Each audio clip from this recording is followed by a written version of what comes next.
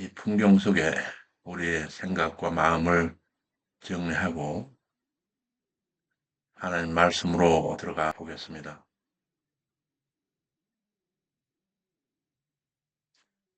하나님께서 말씀으로 창조하신 이 세계, 하나님의 말씀이 살아 역사하시는 하나님 선교하시는 이 미시오데이 장으로 우리를 부르십니다. 우리 하나님의 자비로우신 사랑이 항상 여러분과 함께 하시기를 축원합니다. 제 카페입니다. 왼편 카테고리에서 제2편 제사장 나라 수립, 제1장 제사장 나라 백성, 그 중에 제1절 아브라함 생애, 여기 자료 중에서 오늘은 제12강으로 네 번째 자료 97번입니다.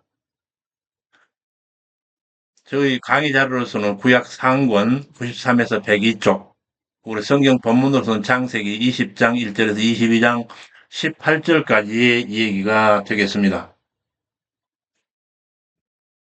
이 얘기는 죄악 도성 소돔 멸망 당시 아브라함의 가나안 첫 번째 우거하던 땅 헤브론에서 소돔 멸망 후에 블레셋 땅 그랄로 옮겨 거기 우거할 때 그곳 그랄 왕가의 사이에 있었던 이야기입니다.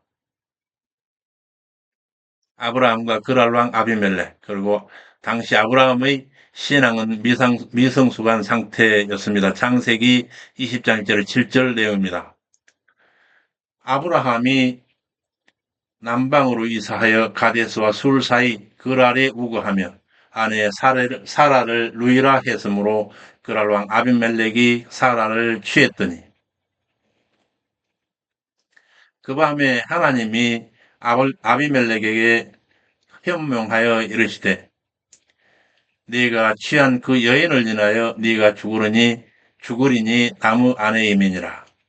여기에서 아비멜렉이 사라를 취했던 그 밤에, 이 부분에 대해서 우리 알기의 믿음의 조상이었고 한때 애굽에 가서도 이와 같은 일이 있어서 그 당시 톡톡이 쓴맛을 보았음에도 불구하고 또다시 같은 실수를 범하고 마는 우리 믿음의 조상 아브라함입니다. 아직은 그 영성이 미숙했던 모습을 드러내고 있습니다. 우선 문제의 그곳 그랄에 대해서 각주 79, 80번을 통해서 옥스포드 해설을 듣고 정리하겠습니다. 먼저 각주 79번. 아브라함은 20여 년 정착했던 헤브론을 떠나 남방 그랄로 이사하였습니다. 여기 남방, 곧 네게부는 구체적으로 헤브론 남쪽 광활한 방목지대를 가리키는 말로 동쪽은 와디 엘 아라바, 남쪽은 아카바만에서 가사에 이르는 경계선에 접하는 넓은 지역을 말합니다. 아브라함은 전에 애굽으로 내려가기 직전 여기 머무른 적이 있었습니다. 이런 사실은 본문의 네게부라고 하는 단어 앞에 정관사 하, 그라고 하는 정관사 하가 붙어 아브라함이 전에 방문해서 잘 알고 있던 바로 그 남방이었음을 시사하고 있습니다. 가나안에서 애굽으로 가는 길목에 있으므로 과거 사라의 여종 하갈 역시 애굽으로 갈 때에 술로 가는 길을 택하여 바로 이곳 남방 광야에서 길을 잃고 헤매었던 것으로 추정됩니다. 이야기는 각주 80으로 이어집니다. 이곳은 블레셋 땅 가사 남쪽 지중해 해안 연안의 성읍으로서 아비멜렉에 의해 통치되었으며 후에 이삭도 이곳에서 한때 거주하게 됩니다. 후에 유다왕 아사가 구스 군대를 여기서 크게 격파하기도 하는 이곳은 아브라함 당시 급류가 흐르는 계곡에 있어 비옥하였던 것으로 추정되는데 오늘날에는 키르벳 엘 그랄로 불리우고 있습니다. 본문으로 돌아가겠습니다. 그랄랑 아비멜렉이 사라를 취했더니 그 밤에 하나님이 현명하여 이르시되 네가 취한 그 여인을 인하여 네가 죽으리니 나무 아내임이니라.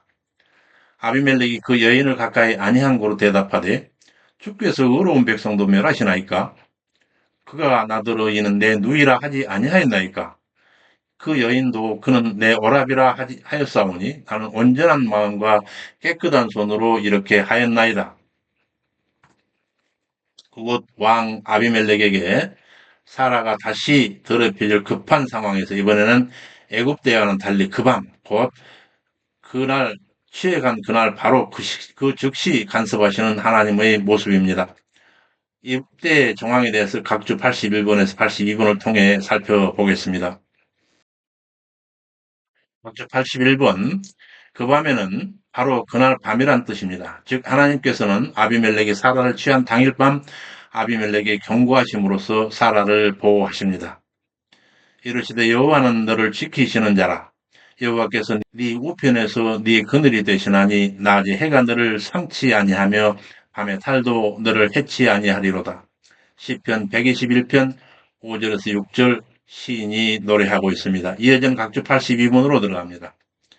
하나님의 경고에 대한 아비멜렉의 항의가 있는데 그것은 아비멜렉은 자기의 윤리적 판단에 근거해 정당성을 주장하고 있습니다. 또한 자신뿐만 아니라 자기의 민족을 앞세워서 의롭다고 주장하는 것은 적어도 자기 민족은 여인을 취할 때 부당하게 취하지 않는 윤리적인 도리를 가지고 있었음을 보여주고 있습니다.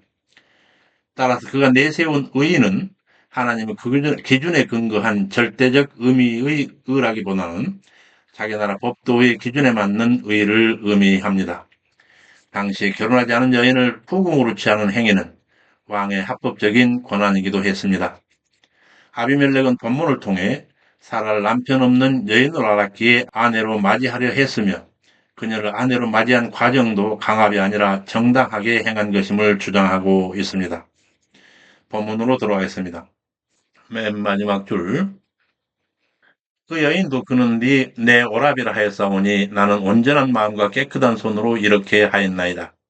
하나님이 이르시되 네가 온전한 마음으로 이렇게 한 줄을 나도 알았으므로 너를 막아 범죄하지 않게 했나니 여인에게 가까이 못하게 함이 바로 이 까닭이니라. 그의 아내를 돌려보내라. 그는 선지자라. 그가 너를 위하여 기도하리니 네가 살려니와 돌려보내지 않으면 너와 네게 속한 자가 다 정령 죽을지니라. 이제 아비멜렉의 책망이 아브라함을 향하는데 그때 아브라함의 변명까지를 살펴보겠습니다. 창세기 10장 8절에 13절입니다. 아비멜렉이 그 아침에 모든 신복 앞에서 아브라함을 불러 이르되 네가 어찌하여 우리에게 이리 하느냐?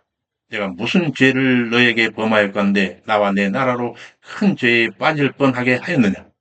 네가 합당치 않은 일을 내가 행하였도다. 예, 아브라함이 가로되 이곳에는 하나님을 두려워함이 없으니 우리 믿음의 조상 아브라함이 듣는 뼈아픈 책망과 아브라함 궁색한 변명을 살피고 넘어가겠습니다. 이방왕 아비멜렉에게 책망을 듣는 아브라함이 황망한 형편을 통하여 각주 84번에서 오늘날 우리 성도들에게도 할례받지 못한 이방인 아비멜렉이 선민 아브라함을 추구하는 것과 같은 일이 일어날 수 있음을 명심해야 할 것입니다. 우리는 어느 면에서든지 모범이 되는 삶을 살도록 힘써야 할 것입니다. 이어지는 각주 85번으로 넘어갑니다. 당시 아브라함은 각주 85번 이방인들이 하나님을 두려워함이 없다고 생각했던 것인데 이는 하나님께서 천지를 창조하시고 전 인류 역사에 개입하시며 특히 선민 이스라엘을 지키시고 보호하실 전능하신 하나님이라는 사실을 아브라함이 온전히 신뢰하지는 못했음을 드러내고 있습니다. 전에 애굽에 갔을 때 신변 안전을 위해 바로를 속인 적이 있었습니다. 그런데 그때도 하나님 개입으로 일이 해결됐던 경험을 아브라함은 가지고 있었습니다. 그렇다면 아브라함은 자기 잘못을 충분히 깨닫고 하나님을 전적으로 신뢰하며 의지했어야 합니다. 그러나 또다시 두려움을 극복하려고 인간적 방법으로 아비멜렉을 기만함으로써 하나님을 온전히 신뢰하지 못하는 어리석음을 저지르고 만 것입니다. 이러보건대 아비멜렉 백성에게만 하나님 경외함이 없었던 것이 아니라 아브라함 자신도 그러했다 할 수 있습니다. 이러한 아브라함의 모습은 인간의 한계와 연약함을 단적으로 드러내고 있습니다. 인간이 자기 생각이나 힘을 의지하는 것이 아니라 하나님만을 의지해야 하는 이유가 바로 믿음의 조상 아브라함조차 이러한 연약함을 지녔다는 점에서 명백히 드러나고 있습니다. 이르시되 너는 마음을 다하여 여호와를 의뢰하고 네 명철을 의지하지 말라. 잠언 3장 5절에서 6절 솔로몬 왕 전도자가 이르시는 말씀입니다. 본문으로 돌아가겠습니다. 맨 마지막 줄.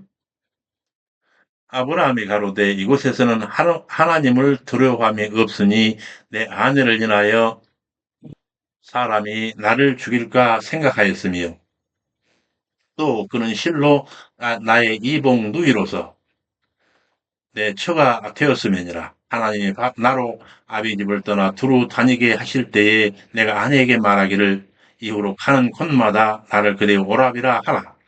이것이 그대가 내게 베풀 은혜라 하였었노라.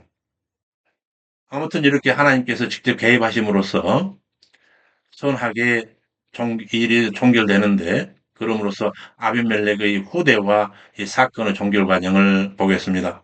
창세기 1장 14절에서 15절입니다. 아비멜렉이 양과 소와 노비를 아브라함에게 주고 아내 사라도 돌려보내고 이르되 내 땅이 네 앞에 있으니 너 보기에 좋은 대로 거하라 하고, 아브라함이 하나님께 기도하매 하나님이 아비멜렉과 그 아내와 여종을 치료하사 생산케 하셨더라. 하나님께서 아비멜렉의 여인들을 생산케 하셨다 이렇게 하고 있는데, 이 사연에 대해서 옥스포드 해설을 듣겠습니다. 각주 88번입니다. 여기서 치료하다라고 하는 히브리어 라파인데, 이 치료하다라는 라파가 최초로 등장하고 있는 단어입니다. 이는 여러 곳에서 하나님과 함께 사용되어서 모든 질병을 근본적으로 치료해 주시는 분이심을 나타내고 있습니다. 본문도 그중 하나로 아비멜렉 집 모든 태를 다치게 하셨고, 이를 치료하신 분 또한 하나님이심을 뜻하고 있습니다. 한편 하나님이 구체적으로 무엇을 치료하셨는가 하는 것은 그 역사를 통해서 그들의 생산이 다시 시작되었다는 것으로 아비멜렉이 사라를 취하기 전부터 있었던 그들의 그 불임의 문제를 이때 치료하신 자비를 베푸셨다 하는 뜻이 되겠습니다. 여기서 본문으로 돌아갑니다. 아브라함이 하나님께 기도하며 하나님이 아비멜렉과 그 아내와 여종을 치료하사 생산케 하셨더라. 아비멜렉이 후대하니 거기서 우구할 거란 땅을 얻게 됩니다. 거기서 이삭의 출생과 이제 이스마엘의 분리가 일어나는 일이 전개됩니다. 하나님 의의 열매인 언약의 상속자 이삭이 이제 드디어 출생하게 됩니다. 창세기 21장 1절에서 7절. 여호와께서 그 말씀대로 사라를 권고하사 말씀대로 행하셨으므로 사라가 잉태하고 말씀하신 기한에 미쳐 늙은 아브라함에게 아들을 낳으니, 여기서 사라가 잉태한 하나님의 섭리하심의 그 궁극적인 의의에 대해서 각주 89번을 통해서 살피고 넘어가겠습니다. 각주 89번입니다. 모든 출생은 하나님의 섭리의 결과입니다. 아브라함의 적자로서는 유일한 독자 이삭의 출생은 일단 그 자체가 25년이라고 하는 세월 동안 거듭 주어진 언약의 성취였습니다. 그와 같이 하나님의 언약이 거듭되었던 것은 언약에 대한 백성의 반복된 믿음의 실패를 의미하는 것입니다. 오직 이 이삭 출생으로 땅과 후손 약속을 중심으로 한 선민 이스라엘 태동은 물론 궁극적으로 우리 주님의 성육신으로 이어질 아브라함 언약도 계승되었습니다. 하나님은 말씀하신 기한대로 때가 되어서 아브라함에게 아들을 낳으니 사라가 낳은 아들을 이름하여 이삭이라 하고 8일 만에 하나님 명령대로 할례를 행하니 아브라함 나이 100세라. 사라가 가로되 하나님이 나로 웃게 하시니 듣는 자가 다 함께 웃으리로다. 아브라함 노경에 내가 아들을 낳았도다 하니라. 여기서 그 숱한 고비를 넘기게 하신 후에야 아들을 주신 하나님의 섭리에 대하여 조금 더 생각해보고 넘어가겠습니다. 각주 90번, 91번입니다. 각주 90번. 하나님께서 아브라함에게 첫 약속을 한 후 장구한 세월이 흘러 기한이 이를 때 비로소 약속의 아들을 주셨습니다. 기한이 찰 때까지 기다리신 이유는 첫째, 인간이 할 수 없는 것을 하나님은 하실 수 있다는 사실로 그 권능을 보이심이며, 두 번째로 이삭 출생이 전적으로 하나님의 주권적 섭리임을 나타내시는 것이고, 세 번째로 언약의 우선은 아니지만 서자 이스마엘도 독립할 수 있도록 시간을 배려하신 것이라 할 수 있습니다. 하나님의 모든 약속은 그 정한 때와 기한이 있습니다. 그리고 그것이 비록 더딜지라도 반드시 이루어집니다. 이 같은 사실 앞에 우리는 역사의 주관자요 생사화복을 주관하시는 하나님의 정하신 때를 성실히 준비하면서 잠잠히 기다리는 믿음만이 필요함을 깨닫게 됩니다. 이삭을 얻게 된 후에야 이제야 친정 웃게 된 사라에 대해서 각주 91번을 통해서 살펴보겠습니다.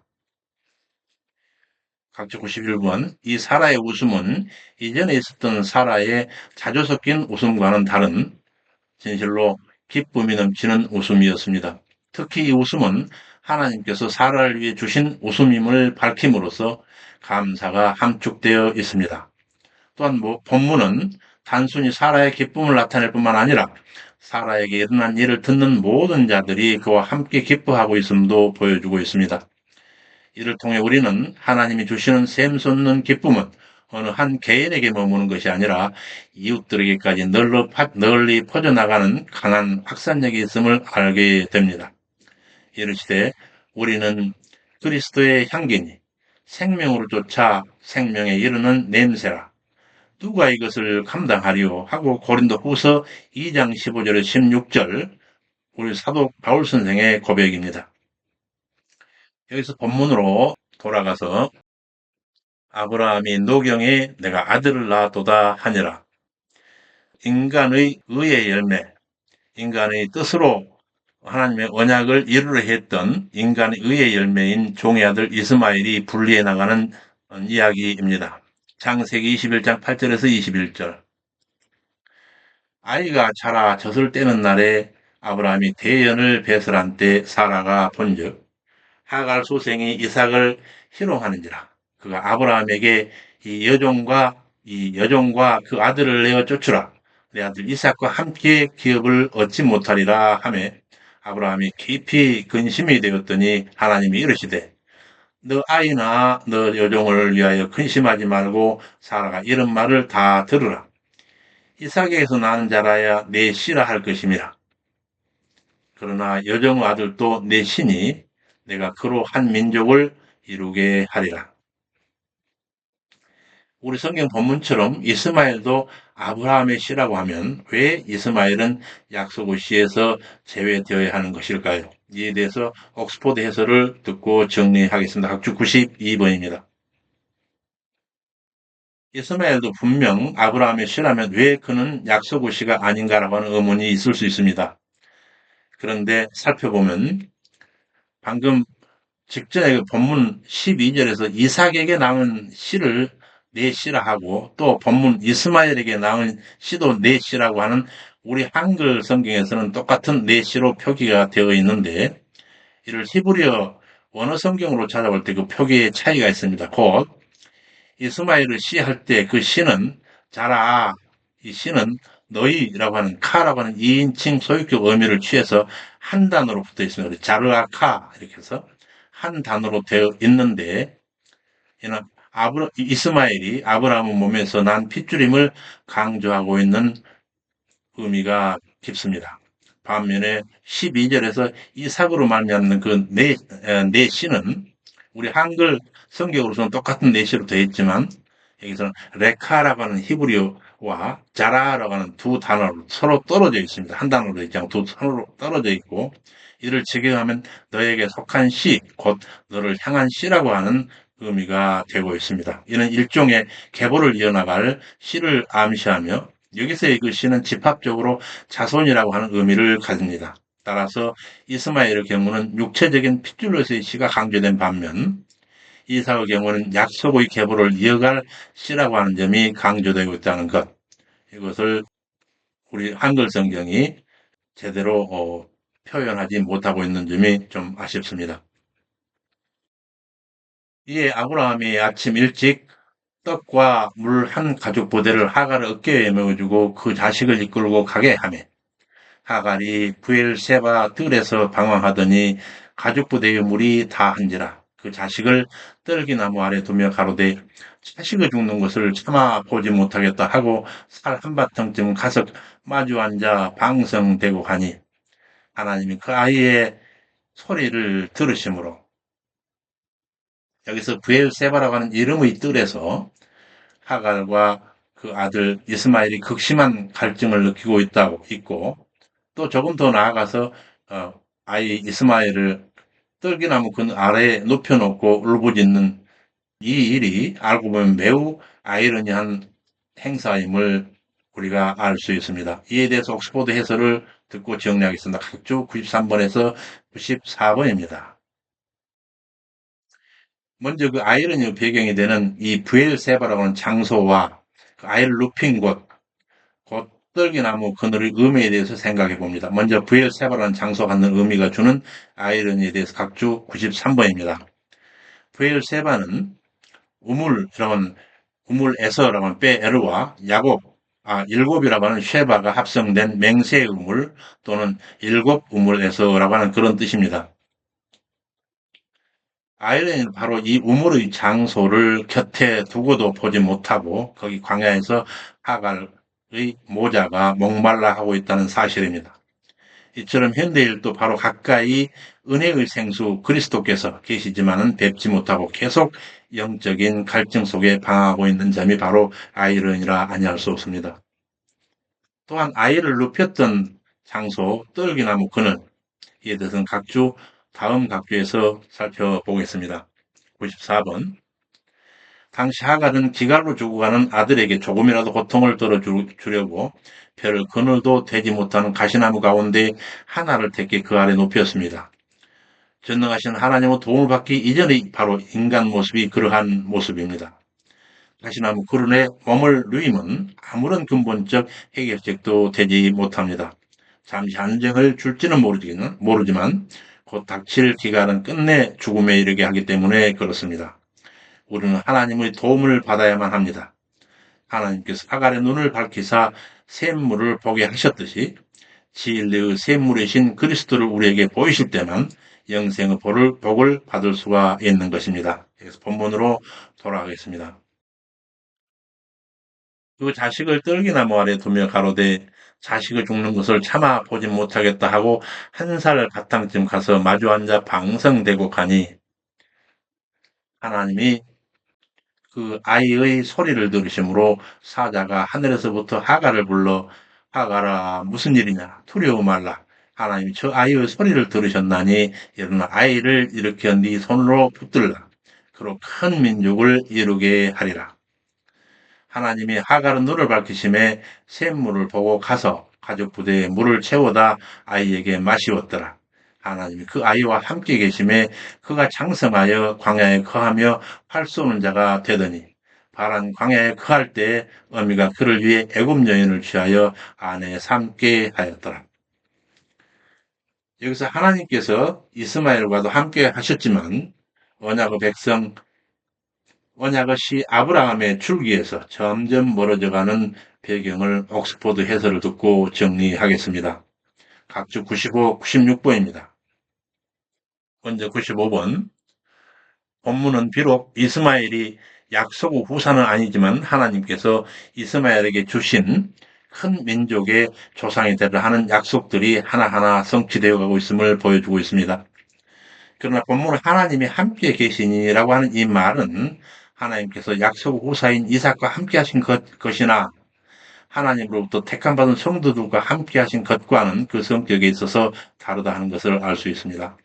이스마엘의 경우는 하나님께서 아브라함과 하갈에게 약속하신 것을 이행하시기 위해서 한시적으로 돌보는 것입니다. 결국 이스마엘의 후손들은 시간이 흐를수록 언약의 자손으로부터 점점 멀어져 갔습니다. 계속해서 각주 96번으로 넘어갑니다.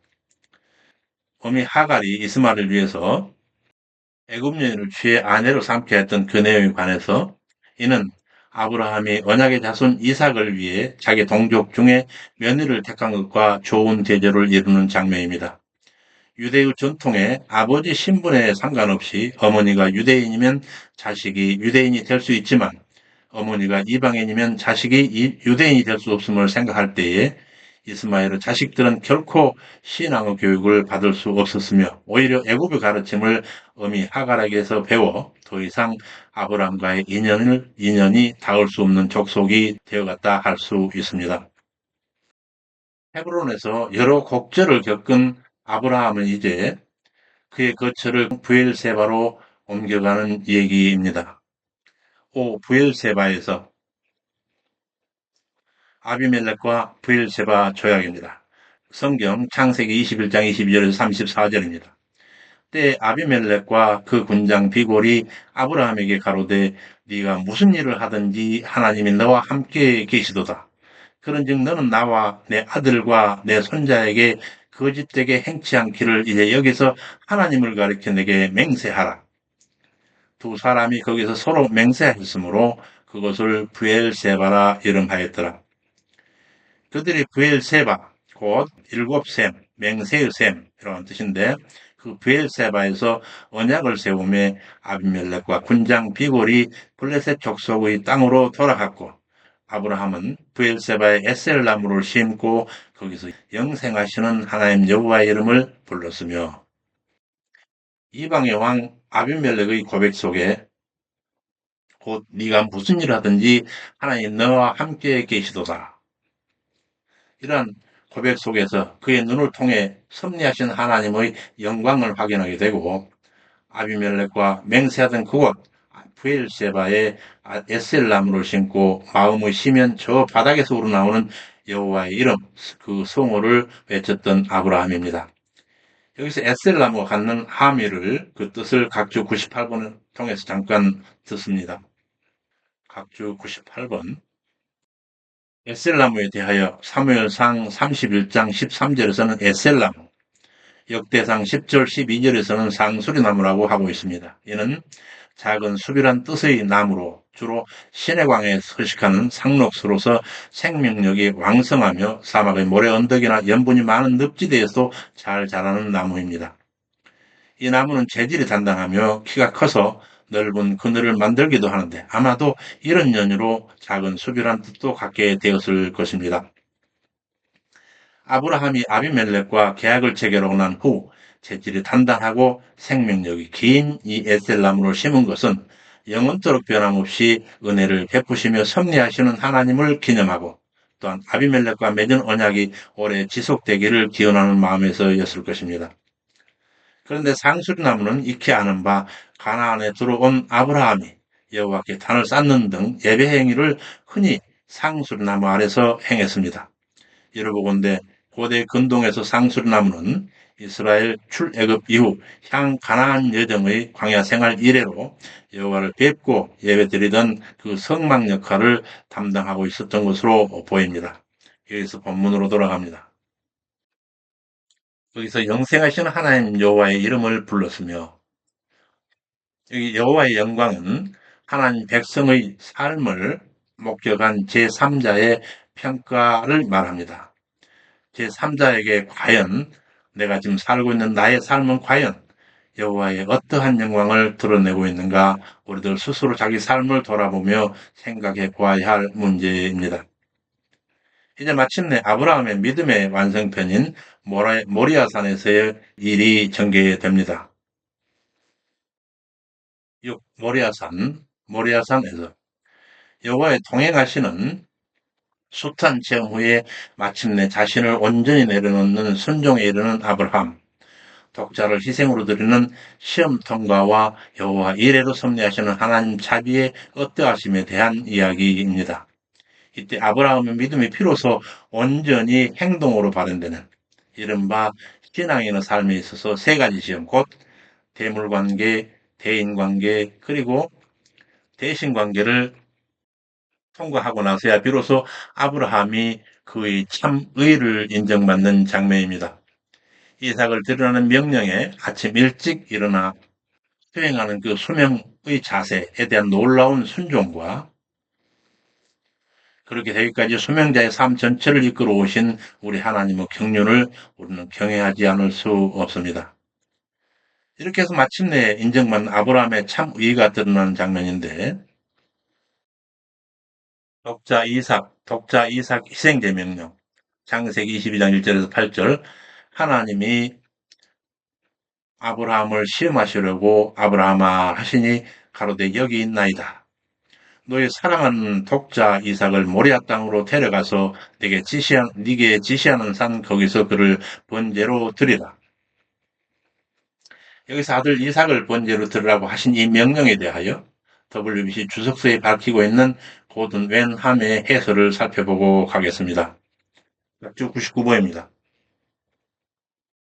번제는 제단 위의 제물을 각을 떠서 통째로 불태우는 것입니다. 제사의 가장 일반적인 형태였습니다. 적어도 두 가지 의미를 담고 있는데 제물을 바치는 자가 자기 자신을 하나님께 완전히 드린다고 하는 뜻과 이 동물의 죽음은 제물을 바치는 자의 죄를 대속한다는 뜻을 함께 함축하고 있습니다. 일반적으로 번제에 쓰이는 제물은 새나 양이지만 예배자가 부유할 경우는 항소도 가능했습니다. 그러나 자식을 바치는 일은 정통신앙으로서는 있을 수 없는 일이었습니다. 선지자 미가의 경우에 내 허물을 위하여 내 맏아들을 내 영혼의 죄를 위하여 내 몸에 열매를 드릴까라고 하는 묻는 장면이 나오지만 이는 아니라고 하는 강력한 대답이 전제되고 있는 그 고백이었습니다. 이와 같은 인신제사는 단 한 번 있었던 하나님의 요구였습니다. 그러나 이런 일이 사사 입다 또는 북이스라엘의 여호람, 그 다음에 북이스라엘의 호세왕 같은 그 무지한 몇몇 지도자들의 경우에 한해서 행해지기도 했습니다. 사실 율법은 장자를 하나님께 바치기를 요구하고 있지만 하나님은 그 대신에 동물을 바치게 하십니다. 후에 레이 족속은 각 가족의 장자 대신 하나님께 바쳐진 것으로 여겨졌습니다. 그런 배경에서 이 시험이 이해되어야 합니다. 출애굽기 22장 29절에서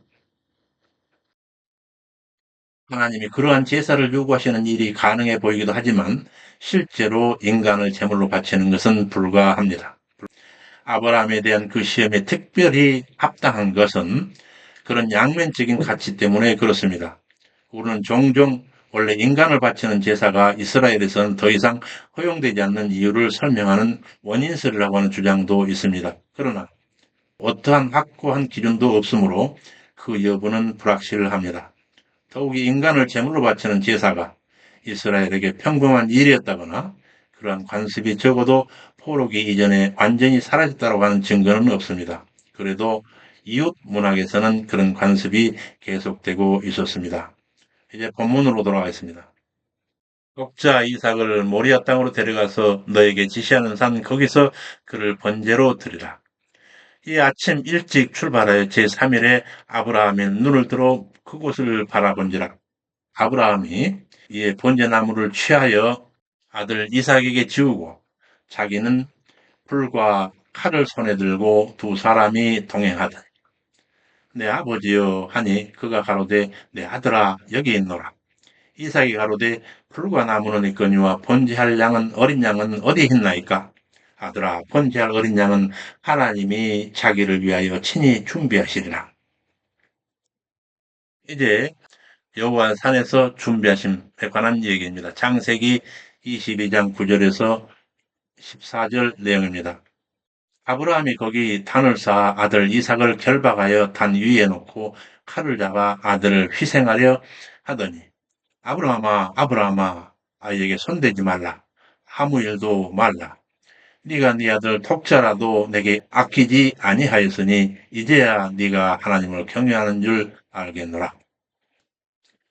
비록 독자라도 하나님 명령이시니 번제로 드리려고 하는 아브라함과 그 제사에서 희생되어야 하는 이삭의 모습, 그리고 그 번제의 수행 과정 하나하나가 절체절명의 순간들을 하나의 찰나도 놓치지 않고 감찰하고 계시는 여호와의 위엄 등등이 참으로 극적으로 펼쳐지고 있는 장면입니다. 이에 대해서 옥스퍼드 해설을 듣고 넘어가겠습니다. 각주 100번, 110, 101번입니다. 우선 부친 아브라함이 자기를 희생 제물로 번제를 드리려 하던 그 당시 이삭에 대해서 각주 100번에서 옥스퍼드 해설을 듣습니다. 그 당시 이삭은 혈기왕성한 나이였고 아브라함은 100세를 훨씬 넘긴 노구였습니다. 그럼에도 아브라함이 어려움 없이 이삭을 묶을 수 있었던 것은 이삭의 아버지의 결박을 거역하지 않고 순순히 받아들였기 때문에 그렇습니다. 이는 아버지의 권위에 대한 아들 이삭의 철저한 순종과 아버지에 대한 완전한 신뢰, 그리고 그 무엇보다 자신이 번제물이 되는 것이 아버지를 통해서 역사하시는 하나님의 뜻이라 하고 한 그런 믿음이 있었기 때문이었을 것입니다. 하나님께 대한 온전한 믿음이 바탕이 되지 않고서는 불가능한 일이었습니다. 실로 절대적 믿음은 절대 평안과 절대 복종을 가능하게 합니다. 한편 이삭의 침묵 속의 그 순종은 장차 성부 하나님의 뜻을 쫓아 묵묵히 십자가를 지시는 예수 그리스도의 그 거룩한 희생을 조용히 예표하고 있습니다. 이르시되 그가 곤욕을 당하여 괴로울 때에도 그 입을 열지 아니하였으며 마치 토수장으로 끌려가는 어린 양과 털 깎는 자 앞에 잠잠한 양같이 그 입을 열지 아니하였도다. 이사야서 53장 7절 얘기입니다. 이어서 다음 각주 101로 넘어갑니다. 성경의 이삭을 아브라함의 독자라 함에 대하여 사실 아브라함에게서 이삭은 엄밀히 독자는 아니었습니다. 배다른 형 이스마엘이 있었습니다. 그럼에도 번역본들이 이삭을 독자라고 한 이유는 독자라고 하는 말에 부모에게 소중하다라고 하는 의미가 있기 때문에 그렇습니다. 하나님께서 예수님을 향하여 이는 내 사랑하는 아들이요 내 기뻐하는 자라 하십니다. 이에 대해 요한복음에서는 예수님을 독생자라 하고 있습니다. 이처럼 독생자 또는 독자의 의미가 신약 구약에 있어서 모두 다 하나밖에 없는 아들이라고 하는 개념과 더불어 부모의 지극히 사랑하는 아들이라고 하는 의미를 가지고 있습니다. 따라서 하나님께서 아브라함에게 그의 지극히 사랑하는 아들 이삭을 바치라 했던 것은 아브라함의 신앙을 시험하시려는 의도뿐만 아니었습니다. 이는 모리아산에서 이삭을 죽여서 제물로 삼으시려는 것이 아니고 오히려 독생하신 아들 예수를 칼보리에서 십자가에 못 박아 희생제물로 죽이실 것을 미리 보여주시려는 사랑의 표현이었습니다. 여기서 본문으로 넘어갑니다. 네가 네 아들 독자라도 내게 아끼지 아니하였으니 이제야 네가 하나님을 경외하는 줄을 아노라. 즉 한 수양에 있는데 뿔이 숯불에 걸렸는지라 아들을 대신하여 번제를 드렸더라. 아브라함이 그 땅의 이름을 여호와 이레라 하여 오늘까지 사람들이 여호와의 산에서 준비되리라 하더라. 여기서 여호와를 경외하는 줄 알아노라. 여호와를 경외하는 줄 아노라 하는 말과 여호와의 이레라고 하는 이 뜻에 대해서 옥스퍼드 해설로 정리하겠습니다. 각주 102번, 103번입니다. 102번 하나님을 경외함, 이를 직역하면 하나님을 두려워하는 것을 이라고 하는 뜻입니다. 경외하는 이라고 하는 예래의 그 원형인 야레라고 하는 것은 막연하고 감정적인 공포심이 아니라 하나님을 존경하며 그 앞에 자기 부족을 철저히 깨닫고 통감하는 경건한 두려움을 뜻합니다. 따라서 하나님 경외는 백성의 가장 기본적인 덕목입니다. 이르 결국을 다 들었으니 하나님을 경외하고 그 명령을 지킬지어다. 이것이 사람의 본분이라. 전도서 12장 13절에서 전도자 솔로몬이 권면하고 있습니다. 이어지는 각주 103번입니다. 각주 103번에서는 여호와 이레를 의미하고 있는데 여호와 이레를 직역하면 여호와께서 보이신다 혹은 여호와께서 준비하신다 하는 뜻입니다. 본문에서 주 관심사는 하나님께서 어찌 나타나셨는지가 아니라 하나님께서 이 번제를 어떻게 준비하셨는지입니다. 아브라함은 하나님의 요구에 언제든 따를 수 있도록 철저히 준비하여 하나님 앞에 믿음으로 나아섰습니다. 그래 친히 준비하신 하나님을 뵙게 되었습니다. 어떤 이는 여호와 이레는 장차 예루살렘 성전에서 드릴 각종 제사의 예시대로 갈보리에서 피 흘리실 하나님을 친히 준비하시는 제물 그리스도의 희생을 함축한다 합니다. 성경 전체가 하나님의 구원 역사요, 그리스도의 십자가 순환은 그 절정이며 구약의 사건들이 그리스도의 구속 사역을 예시하고 있는 까닭이 바로 그렇습니다. 여기서 본문으로 넘어갑니다. 오늘까지 사람들이 여호와의 산에서 준비되리라 하더라. 이 장면에서 아브라함의 아무런 사족이나 이삭의 어떤 반응 언급도 없이 그의 순종이 확인되자 이야기는 곧바로 여호와의 예비하신 대속 희생제로 이어집니다. 예수 그리스도를 믿음으로 말미암아 의롭다함을 받았다고 생각하는 우리 역시 이와 같은 순종의 관점에서 자신을 깊이 살펴보아야 합니다. 우리는 과연 아브라함처럼 온전히 순종하는 자세에 있는가? 믿음의 백성 곧 우리를 향하여 이와 같은 시험이 어떠한 의미이며 그럴 경우 우리의 수명 자세를 돌아가게는 바로 그런 단락인데 이에 대해서 옥스포드 해설을 듣겠습니다. 각주 104번입니다. 물론 아브라함에게 눈에 넣어도 아프지 않을 아들 이삭을 번제로 드리라 하심은 표면적으로 그 순종의 정도를 시험하시려 함이었습니다.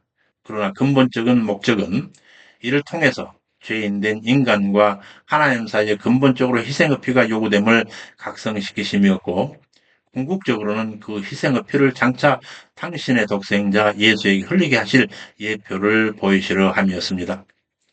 성경 전체를 볼 때 하나님께서 아브라함의 독생자를 살리셨으나 당신의 독생자는 우리 죄를 위해 골고다에서 화목제를 삼으셨습니다. 그러므로 이 사건을 아브라함의 믿음을 시험하려는 표면적 목적과 함께 인간 구원을 위한 구속의 필요성과 그리스도의 희생을 통한 성취를 보여주시려는 궁극적 목적까지를 전부 우리가 함께 깨달아야 할 것입니다.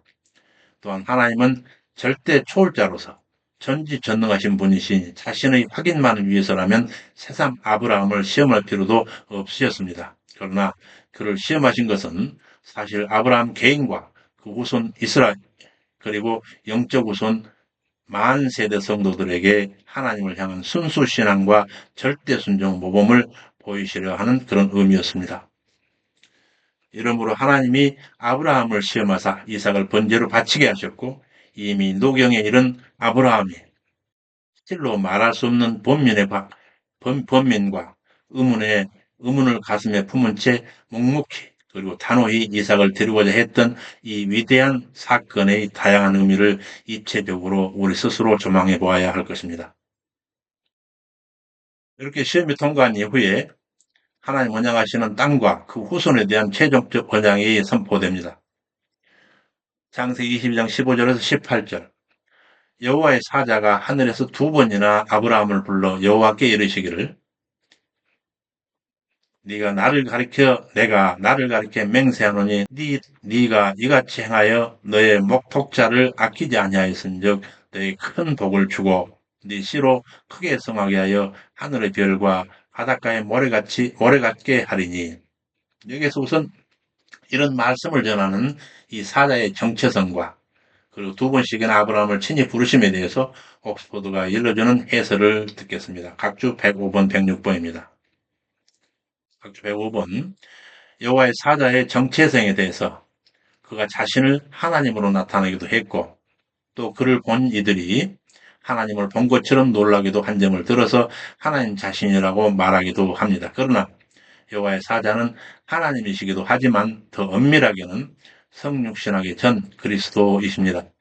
왜냐하면 위에서 살펴본 대로 여호와의 사자의 사역이 그리스도의 사역처럼 하나님의 뜻을 실행하는 중보자적 사역이었음이기 때문에 그렇습니다. 그래서 아브라함을 두 번이라고 두 번째 부르심에 대해서 아래 각주 106번에서 그 의미를 살펴보겠습니다.